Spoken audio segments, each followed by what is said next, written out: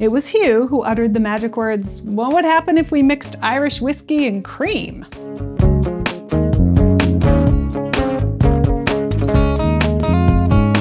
Hello and welcome to My Tiny Bottles, the project where I'm exploring my grandmother's legacy of miniature liquor bottles, one tiny bottle at a time.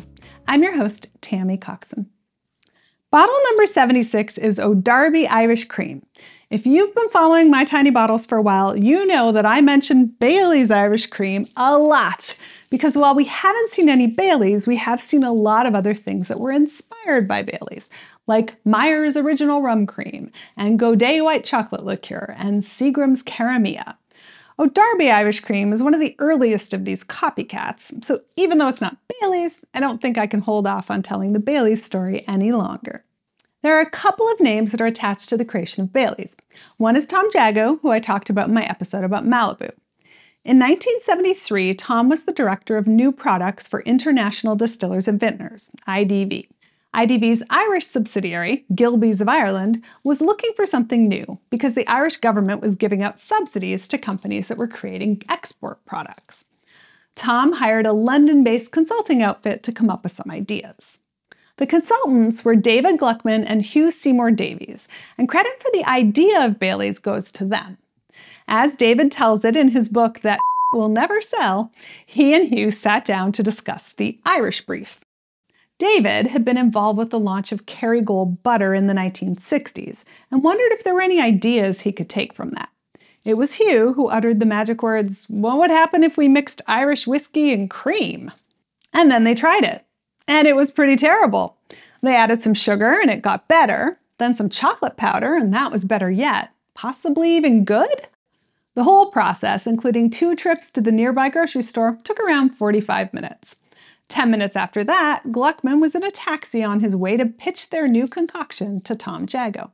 Tom saw the product's potential and sent the idea to the lab folks who could actually figure out how to combine cream and whiskey in a way that could be bottled and sold. Because this was such a new idea, and not one that at the time anyway had much in the way of instant appeal, the team decided that they should develop the product as fully as possible before seeking final approval.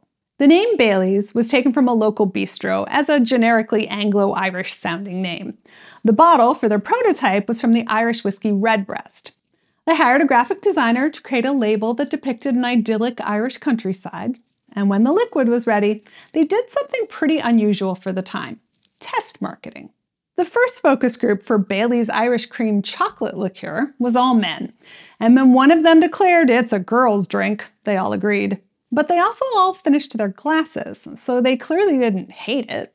A woman's focus group was even less encouraging, with one saying it reminded her of an anti-diarrhea medicine on the market at the time.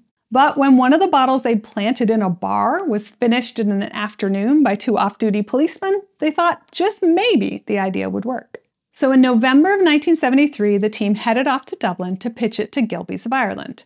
And perhaps miraculously, they liked it. There were changes, of course, like removing the word chocolate from the name, but by 1974, Bailey's Irish Cream was launched in the UK, then Ireland, and then Australia. The name of David Gluckman's book comes from a US liquor importer who took one look and one taste and declared, "This will never sell." The only thing anyone knew to compare it to was those alcoholic milk bottled cocktails called Malcolm Hereford's Cows that I talked about in Bottle 51, B&B. It was not a favorable association.